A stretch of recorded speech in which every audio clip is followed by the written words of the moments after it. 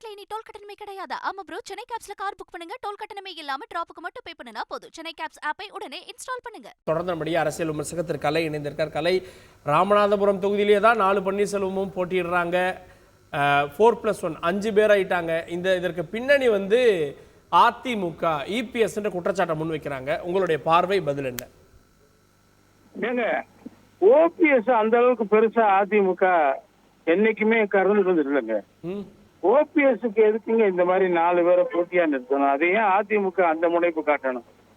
எனக்கு என்னமோ அதை வந்து அண்ணாமலே செஞ்சிருப்பாரு தெரியுது. ஓபிஎஸ் மட்டம் தப்புறது அதிமுக அண்ணாமலையினுடைய வேலையா தொடர்ந்து இருந்துட்டு இருக்குது. அவருக்கு 3 தொகுதி கேட்டா 1 தான் கொடுத்தாங்க. அதுவும் ராமநாதபுரம் அவர் கேட்ட தொகுதியை கொடுக்கல. அந்த மாதிரி அவரே ஒரு 4 பேரை நிறுத்திருக்கலாம். அவர் தனக்கு எதிராக அவர் பலமான ஒரு தலைவரா வந்துவிடக் கூடாது என்பதுல அண்ணாமலைக்கு ஒரு கருத்து இருக்குன்னு நான் நினைக்கிறேன்.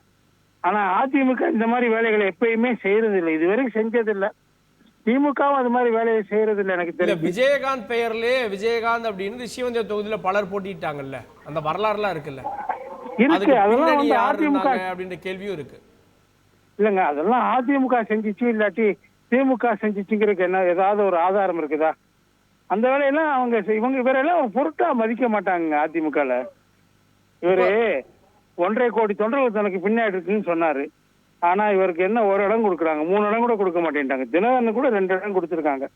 பாஜக இவர் செல்லா காசு ஆக்கிட்டாங்க. மேலும் செல்லா காசு ஆக்க முயற்சியில தான் அவரு இறங்கியிருக்காரு நான் நினைக்கிறேன். ஓகே, இப்போ பல பன்னீர்செல்வம் நிற்பதால வாக்குகள் பிரியும் நினைக்கிறீங்களா? அதெல்லாம் ஒண்ணும் இல்ல. அவருக்குன்னு ஒரு சின்னம் இருக்கும்ல. எல்லாருக்கும் ஒரே சின்னத்துல போட்டி போட முடியாதுல்ல, வேற வேற சின்னத்துல தானே போட்டி போடுவாங்க. பட் பேர் பார்த்து வாக்களிக்கக்கூடியவங்க இருப்பாங்க இல்லையா? சுயேட்சையா இவர் வர்றப்போ இவருக்கான வாய்ப்பு வந்து மேபி பின்னாடி கூட போலாம் நம்பர்ல லிஸ்ட்ல. அது ஒரு சான்ஸ் இருக்கு. கொஞ்சம் அந்த 4 இடம் பின்னாடி போகலாம், அவ்வளவுதானே. பிங்கிறதே பின்னாடி வந்துடும் ஆட்டோமேட்டிக்கா ஆல்பபெட்ஸ்ல. அதுல இவர் முன்னாடி வரலாம் பின்னாடி வரலாம், அதை நம்ம இப்போ கணிக்க முடியாது.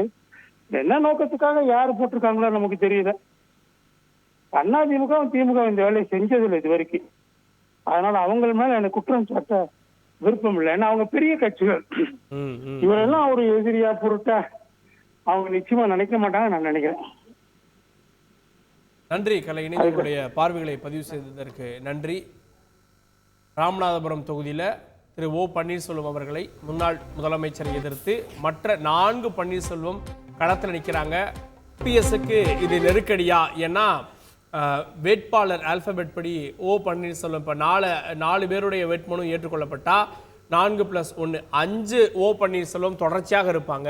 அதில் எந்த பன்னீர்செல்வத்திற்கு வாக்களிப்பது அப்படின்றது பலருக்கு குழப்பம் ஏற்படக்கூடும். சின்னத்தை பார்த்து வாக்களிக்க போகிறாங்களா, இல்லை ஓ பன்னீர்செல்வத்துக்கு முன்னாடி ஒவ்வொரு பன்னீர்செல்வத்துக்கு முன்னாடியே நம்பர் இருக்கும், அந்த நம்பரை பார்த்து வாக்களிக்க போகிறாங்களா அப்படின்ற கேள்விகள் இருக்குது.